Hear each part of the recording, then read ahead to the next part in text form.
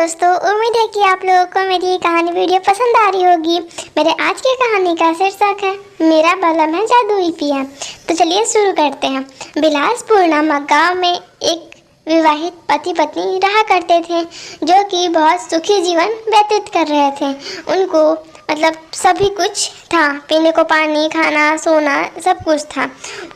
क्योंकि जो उसका पति था सुरेश, वो जादुई था। वो उसकी तस्वीर में से हमेशा जब भी उसकी पत्नी उसका तस्वीर टच करती, छूती, तो उसमें से सोने की बारिश होती, जिस वजह से इन सब की कोई भी कमी नहीं थी। यही सब देखते हुए गांव वाले आश्चर्य में पड़ जाते हैं कि इतना गरीब व्यक्ति अचानक से अमीर कैसे हो गया, इसके पीछे कुछ तो बात होगा। तो उसमें से एक गरीब व्यक्ति जाके उस सूरज से पूछता है कि बताओ क्या रीज़न है कि तुम अब इतने ज़्यादा अमीर हो गया हो।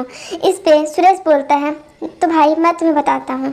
मैं एक दिन घने जंगल में जा रहा था लकड़ियाँ काटने, जिसमें मुझे एक बाबा दिखते हैं और कहते हैं कि बेटा, अगर तुम्हारे पास पीने को पानी है तो मुझे दे दो, मुझे बहुत तेज़ प्यास लगी हुई है।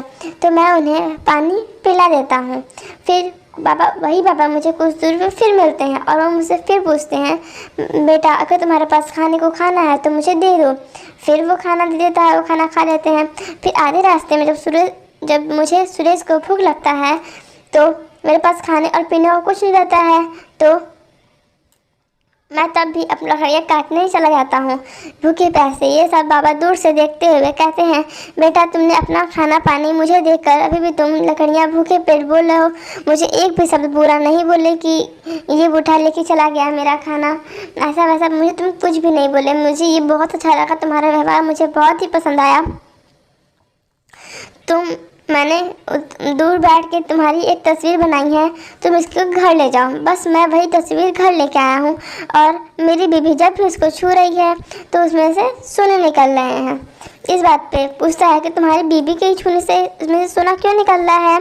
तो बोलता है, वो पानी मेरी पत्नी ने ही मुझे दिया था और वो खाना मेरी पत्नी ने ही बनाया था, जिस वजह से उन्हें वो खाना बहुत पसंद आया था। इसीलिए जब भी मेरी पत्नी मेरी तस्वीर को हाथ लगाएगी तो उसमें से सोने बरसेंगे।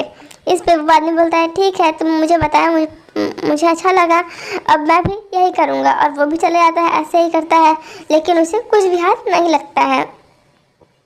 और तब उससे पता चलता था कि उसे बताता है कि मैं भी ऐसा ही किया पर मुझे कुछ भी हाथ ना लगा। इस पे सूरज बोलता है, तुम्हारा मन साफ नहीं था, तुम लालच की भावना से वहाँ पे गए थे, तो तुम्हें कहाँ से कुछ मिलता। और ऐसा करके वहाँ से रमेश चला। सुरेश खुशी खुशी अपना जीवन फिर से व्यतीत करने लगता है। तो दोस्तों, ये कहानी कैसे लगी कमेंट में ज़रूर बताएं। Thanks for watching. वीडियो अच्छी लगी हो तो लाइक सब्सक्राइब करना भूलें। बाय बाय दोस्तों।